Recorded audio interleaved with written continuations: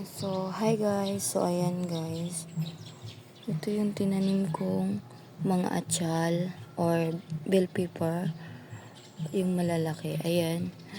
Nilagay ko lang siya dito kasi nga walang area dito sa amin. So, nilagay ko siya sa isang box. Ayan. Diyan ko lang. Ayan, dyan ko lang tinanim sila. So far, namumulaklak na rin sila. Ayan, pero kaso maraming langgam.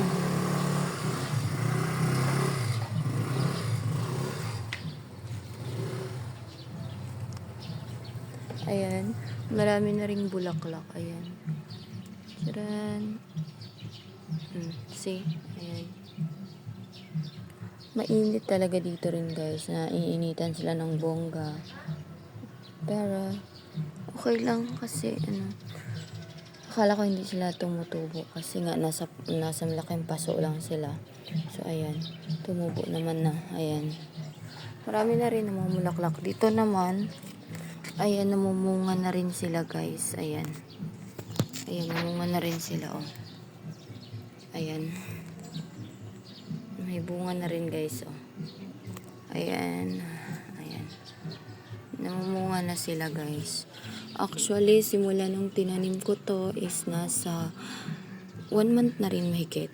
Simula nung tinanim ko. 1 month na rin. Ayan. And then, ito naman, ayan, oregano. Nagtanim talaga ako nito guys, oregano guys, kasi iniinom ko to siya guys, lalong lalo na pag masama pakiramdam ko, iniinom ko guys, ko siya sa mainit na tubig. Ayan, ito yung pinakamaliit na atsal. Dito ko tinanim guys, pero ayan, pero may bulaklak na din. Ito naman, ayan, sabay-sabay ko lang yan silang tinanim guys. Ayan, ito, maliit lang yung puno niya, pero namumunga na sila. Ayan, maraming bunga to siya guys. Marami na ring bunga niya. Ayan. Ayan, pero ang liit lang ha. Ang ginawa ko pala guys, tinanggalan ko siya ng mga dahon dito, yung mga extra niya sa baba para yung yung oxygen ng katawan niya makakaakyat sa taas. Ayan. So, ito namang mga snake plant ko guys. Actually guys, mahahaba na to. Sobrang tangkad na. As in, sobrang siguro mga ilang metro na. Sobrang tangkad na nila kaso ang payat.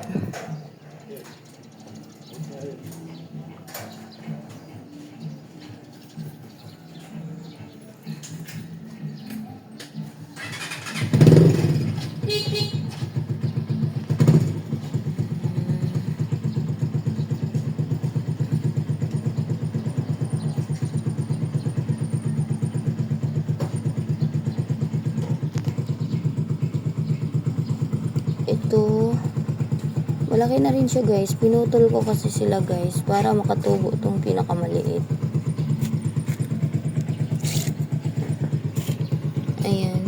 Actually, ayan guys, kung mapapansin nyo, napakaraming putol na siya. Kasi ito yung mga luma guys. Ang pangit na kasi guys, kasi bukod sa sobrang taas na nila, parang nagkakasakit yung mga dahon, yung mga branch niya guys. So, ang ginawa ko, pinutol ko lahat guys. Ayan. Pinutol ko yan lahat. So, ito na siya guys. Kasi napapansin ko naman is tumutubo. Mayroon siyang tumubo. So, ayan. Hinayan ko. So far, ito na yun siya guys. So, ayan. And then, actually, ito rin.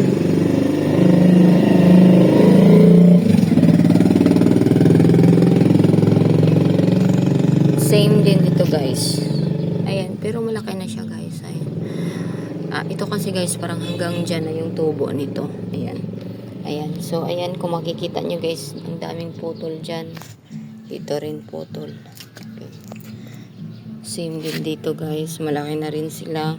Pinutol ko rin yung mga luma niyan guys. Ayan. Iniwan ko yung patubo guys. So, ayan. Ayan. Same. So, ganyan yung style ng ayan. Malit na siya pero mabilis lang. So, ayan. Ganda na rin ng ng atsal. So, ayan. Dati naman ako nagtatanong na rin talaga ako nito guys, nitong atsal or kaya sili. Mahilig talaga ako magtanim-tanim sa paso. Ayan.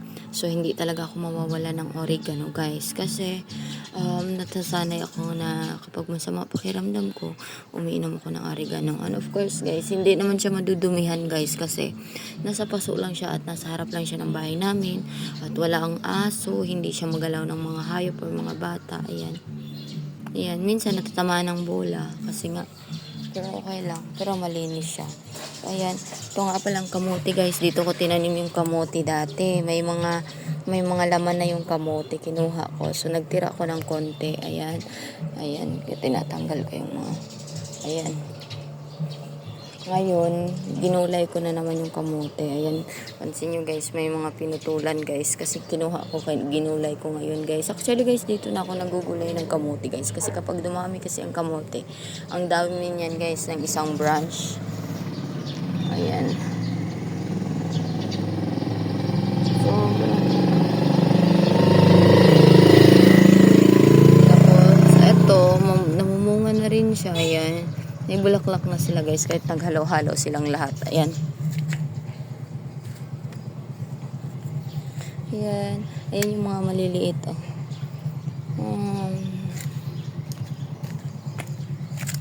Ayan. Mas masarap din talaga may mga tanim, guys. Alam ko kamote to eh. Marami kasi itong kamote dito noon, guys. Kamote talaga to dito tinatanim ko. Kaso tumubo. Naisip ko itanim ko yung sinidling kong atsyal. So ayan. May atsyal na siya. So ayan. Maganda rin naman kasi may sariling tanim talaga. Kaya ganun. Ayan. So ganyan na siya, guys. Mabilis lang. Wala kasi ibang bakante dito, guys. Na bahay, guys. Ayan. Walang ibang bakante kasi ditong lupa, guys, na pagtaniman. Kaya dyan ko sa paso nilagay. Okay naman. Ito yung pinakamataas. Ito yung pinakamaraming bunga.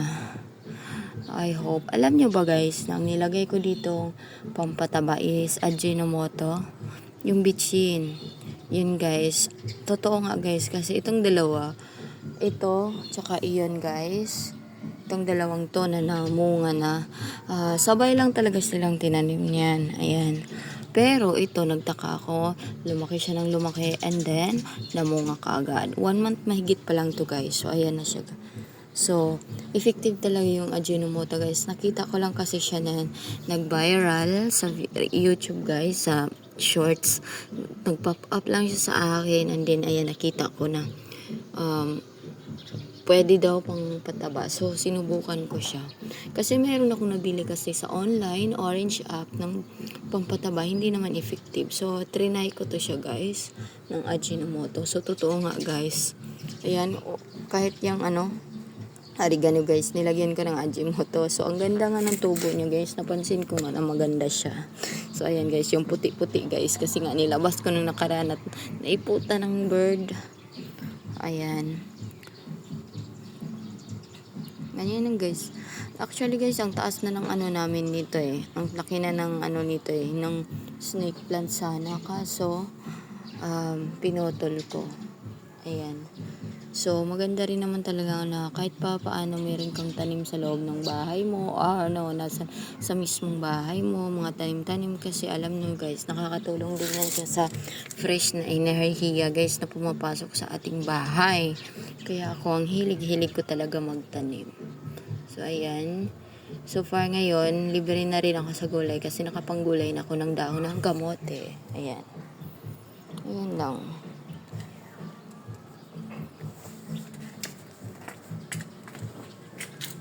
Ayan, dyan ko lang nilagay siya, guys. Ayan. So, ayan, guys. Thank you for watching, guys. Ito naman ang aking vlog for today. Wala lang talaga akong magawa, guys, kundi i-flex yung aking tanim. Ayan.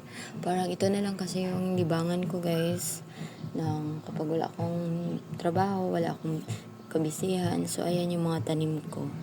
So, yun yung binigyan ko ng oras. Ayan. So, ayan talaga. O kaya yung pusa ko, nililigo ko, pinag-anuhan ko, kaabalahan ko. So, ayan lang guys. Thank you for watching.